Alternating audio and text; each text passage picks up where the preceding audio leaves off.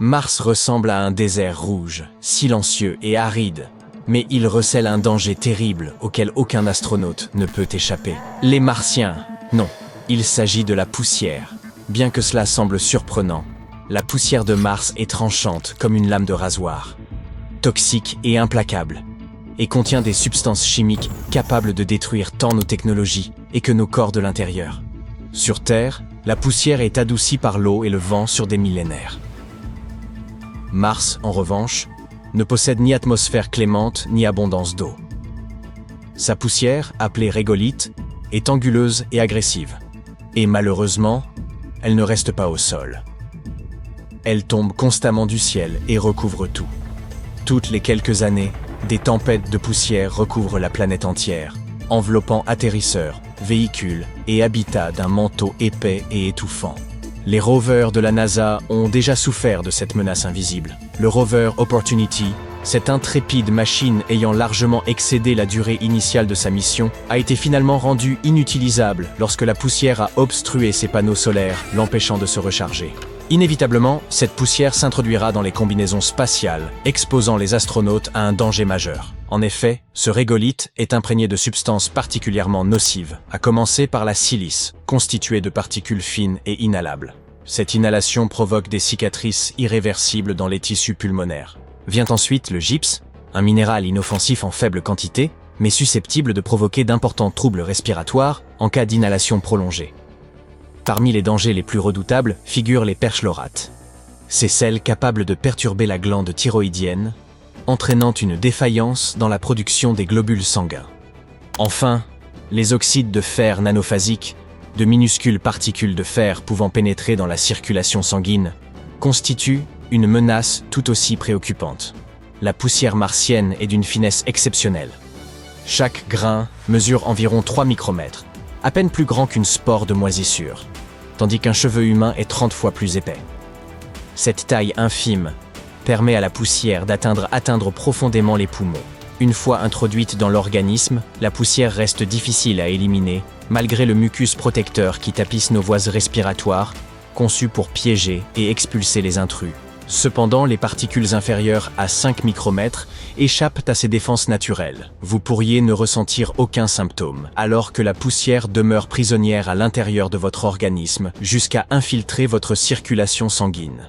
On pourrait croire que filtrer cette poussière suffirait, mais le régolithe est extrêmement difficile à contenir. L'exposition peut survenir de 1000 manières. Par inhalation, par contact avec des combinaisons ou surfaces contaminées, par irritation oculaire, pouvant même entraîner la cécité, ou par ingestion accidentelle d'eau et de nourriture polluée. Certes, les astronautes seront protégés par des combinaisons de haute technologie, mais même celles-ci ne garantissent pas une barrière parfaite. Le régolithe, par sa taille et son adhérence électrostatique, ainsi que sa ténacité mécanique, peut se glisser dans les joints des casques et infiltrer les systèmes de ventilation. Imaginons que nous construisions un module d'habitat, mais que ces filtres à air se bouchent lors d'une tempête de poussière, ou que la situation vécue par le rover Opportunity se reproduise. Les panneaux solaires recouverts de poussière cessant de fonctionner au moment où les systèmes de survie exigent toute leur puissance. Les conséquences pour les équipages humains pourraient être catastrophiques. Heureusement, la NASA anticipe déjà ce danger. La filtration de la poussière sera une priorité absolue. Ils souhaitent équiper Habitat et Rover de systèmes d'aération très performants, capables de retenir même les particules les plus fines. Ces filtres s'encrasseront néanmoins et devront être remplacés, ce qui implique que les futures missions emporteront des filtres de rechange en quantité suffisante pour des années d'exposition, voire développeront des systèmes auto-nettoyants. Une autre technologie prometteuse est celle des dispositifs de répulsion électrostatique. Ces systèmes utilisent des champs électriques pour éloigner la poussière des surfaces, permettant ainsi de garder combinaisons spatiales, SAS et modules de survie exempts de saleté. À l'intérieur des habitats, les protocoles devront être particulièrement stricts. Les astronautes auront à accomplir quotidiennement des corvées domestiques. Aspirer leurs combinaisons, nettoyer les sols, remplacer les filtres à air. Il serait ironique de conquérir d'autres planètes pour se retrouver à effectuer encore des tâches ménagères. Par ailleurs, les radiations spatiales, omniprésentes, au-delà de l'atmosphère terrestre, constituent déjà un problème majeur depuis des décennies. Y ajouter l'exposition à la poussière martienne ne ferait qu'aggraver cette situation, sans compter les nuits glaciales et l'absence d'une atmosphère protectrice. Enfin, la dure vérité est qu'aucune évacuation d'urgence ne pourra être organisée depuis Mars. La planète rouge est distante d'au moins 9 mois de voyage, avec des délais de communication pouvant atteindre 22 minutes dans chaque sens. Quoi qu'il arrive, les astronautes devront donc être entièrement autonomes. Le voyage vers Mars s'annonce complexe et difficile. L'espace n'est pas une promenade de santé. Les muscles s'atrophient en apesanteur. La pression du cerveau sur les yeux engendre des troubles visuels. Le sang subit des altérations. Et ce ne sont là que les épreuves que rencontrent les astronautes en orbite terrestre. La NASA ne fait pas face à un défi unique. Un autre problème majeur réside dans la manière d'acheminer le matériel sur Mars. Il est impossible d'y expédier chaque brique ou même chaque salade. Cela serait beaucoup trop lourd, coûteux et lent. Ainsi, nos astronautes devront se débrouiller pour assurer leur propre survie. Ils devront cultiver leur nourriture dans la Terre rouge, imprimer des habitats à partir de rien et concevoir des micro-organismes capables de transformer le dioxyde de carbone en oxygène respirable. Ils devront aussi s'adapter à des conditions de vie totalement inédites. Mars, 4e planète du système solaire après la Terre, reçoit moins de lumière solaire. Sa gravité représente environ 40% de celle de notre planète, ce qui rendrait les corps plus légers, mais fragiliserait les os plus rapidement. Une année martienne dure 687 jours terrestres, ce qui signifie célébrer presque 2 anniversaires par an. Certes, Mars est habitable, mais elle est enveloppée d'une atmosphère irrespirable riche en dioxyde de carbone, recouverte de sols toxiques et exposée à des radiations cosmiques non filtrées. L'eau y existe, mais uniquement sous forme gelée au pôle ou enfouie sous la surface, sans océans à l'horizon. Vivre ici sera une expérience mêlant science, survie primitive et cauchemar de science-fiction. Certaines agences spatiales envisagent la terraformation, c'est-à-dire modifier Mars pour la rendre plus semblable à la Terre en épaississant son atmosphère, en réchauffant son sol et en libérant de l'eau liquide. Si cette solution semble idéale, elle reste extrêmement complexe et risquée.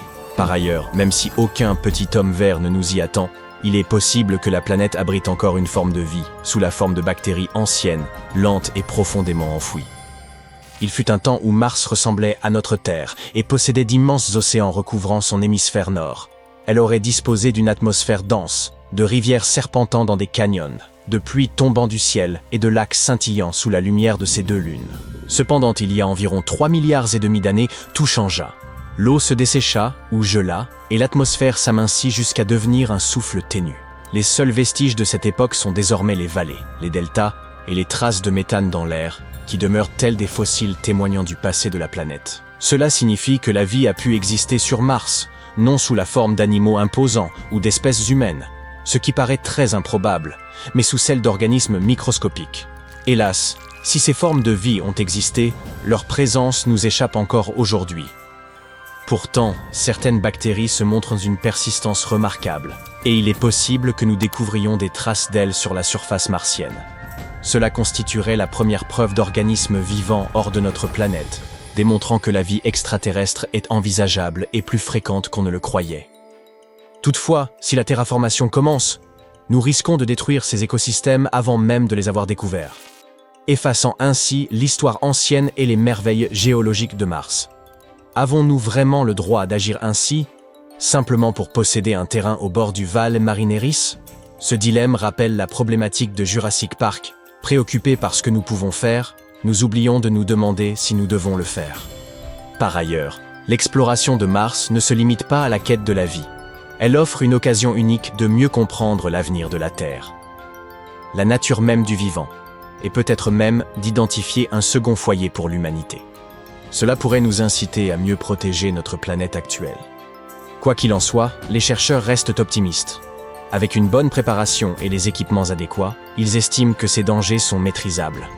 La conquête martienne demandera plus que des fusées puissantes. Il faudra de la sagesse, et seul le temps révélera ce que l'avenir nous réserve.